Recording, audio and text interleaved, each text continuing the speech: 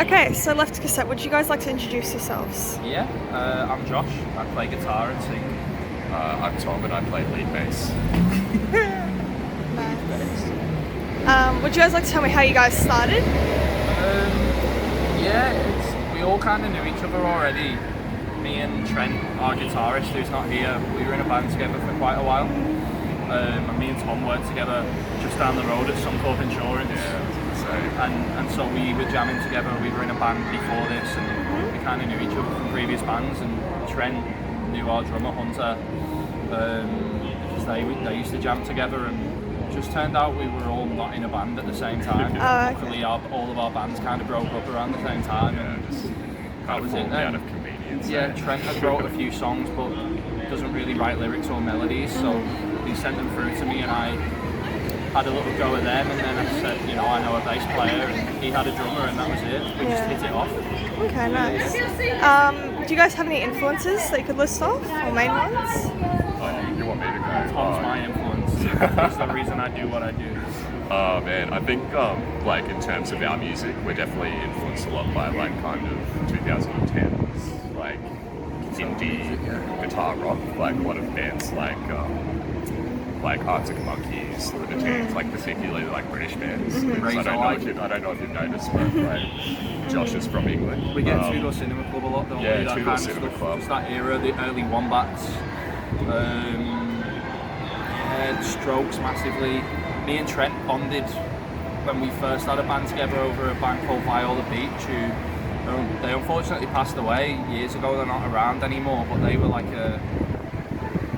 I'd say they came out around 2015, correct me if I'm wrong, but they were really influenced by the early Arctic Monkeys records, the early Strokes records and stuff, and they were the newer wave in the UK of that. Both looked very melodic guitars, choppy rhythm, dirty bass, choppy drums. Yeah. Okay, nice. I noticed that you guys had a new single out. Do you want to talk about that? Just give anything you want to say about it? You wrote it. Yeah, it's our second song. It's called Live It Like You Like. When did it come out now? About 2 weeks ago. It's real new. Super stoked to have it out. It's just about I kind of wrote it when my mental health was getting a little bit better after not being great. And it was just a song to myself to just go a bit easier on myself and take things slowly, and I think it relates to anything you want really, just be kind to yourself. Yeah, be kind to yourself so you can be kind to everyone else. Make sure you allow yourself to have the capacity to be the best version of yourself, and I guess that starts with taking things day by day and just working on what's going on up there and being nice to yourself. I've got a very nasty inner monologue towards me. So it was just a way for me to try. It was a day where I was not being great to myself, and I just thought, well, if I can't get this inner monologue to stop, maybe I can argue with it for a song. So I wrote a juxtaposition to that where I forced myself to be nice to myself. Yeah, I think I find a lot of your lyrics can be very personal, even a bit dark sometimes. But we always try to keep the energy up with the song. It's usually definitely kind of positive energy. We try to in terms of the music, even though the lyrics might be a bit. Confronting, aren't they, sometimes? Yeah, a little bit. Because if I'm not having a good time, and if I'm not feeling great, the way for me to kind of get over that or get all those nasty feelings out is by writing a song. And so I can't write about things that aren't going on because it doesn't feel genuine. You know what I mean? I can't write about being super cool and having loads of money and feeling great because that's not what's going on right now. Hopefully one day I can, but for now I just write about what's happening, and sometimes that can be quite confronting, but it's almost a selfish pursuit for me of personal therapy. I just feel great after getting it all out, and to know that I'm going to be able to take that to my mates and they're going to make it sound awesome. Yeah, it's super lucky. We're allowed to swear, by the way. Yeah, you can beat that out if you want. That's okay. I'll just keep it. Have you guys played with any local bands that you really like? Are there any ones that you've played with? Yeah. We just played with Stone Apes. They were a lot of fun. Are they coast or are they Brisbane? They're local and north. Stone Apes? No, I don't. Amazing. We played with them at the Bright Side last weekend, and they were just their lead singer. I've just never heard a voice live like his. He is amazing. they were all great. Their energy on stage, and lovely dudes. We booked another show with them on the Gold Coast for, is it January? Yes. Yeah. We booked another show to play with them, so we all kind of hit it off. So Stone Apes, check them out, they're absolutely awesome. And the band that me and Tom first seen live together called Wits End. Oh yeah. Boys are twins. It was their first gig back, wasn't it? Because they were born here and then they moved to and grew up in Hong Kong. And it's like funk, rock, pop. It's everything with the kitchen sink, really. Yeah, it's so they're good. They're just so I like don't think they're actually twins, but they could be. Brothers, brothers.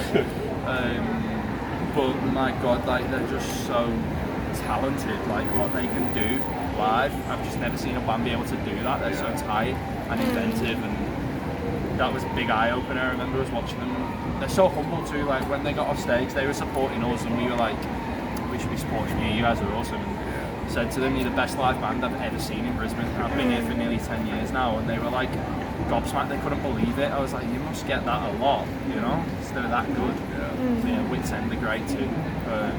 So Sectional's really good. I want to shout them out because we were supposed to play a gig with them this Sunday, but we had to pull out.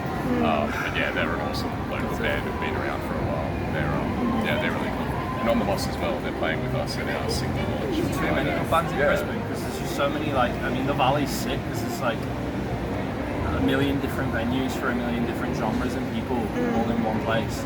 So it's just this breeding ground for amazing talent. You can throw a rock and find like a good band playing a venue. And sorry to Sectionals because I love them, and we're only not going because I'm going. Me and my girlfriend's family are going to see Wicked tomorrow. I'm sure they'd understand. Dude, I'm so stoked. I can't wait. But would have loved to be playing with them. So definitely, we'll catch a gig with them soon. If we don't catch one of theirs, we'll play one with them. Nice. As final kind of thing, would you guys like to give any advice to any upcoming bands or anything like that? Just general advice in the music industry? I think it's probably like a bit cliche to say at this point, but just like have fun because I mean we're definitely, I wouldn't say we're like successful, but I think we've had a bit of luck lately with like the latest singles, and I think if you just focus on like having fun while you're playing with your friends, like you're gonna go a lot farther than if you're gonna like try to focus on trying to get as many ears possible listening or like trying to create content for Instagram and TikTok and stuff.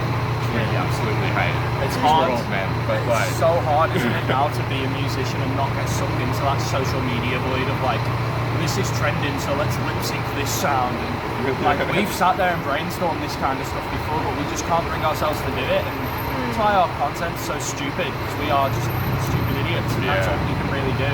And just be true to yourself and have a bit of fun. But I think you get out what you put in as well, don't you? Yeah.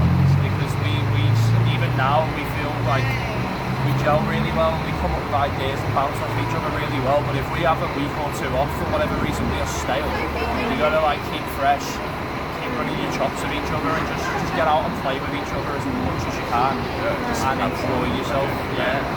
And I think that makes you successful anyway. If you're just doing something you love with people you love and you're having a good time while you're doing it.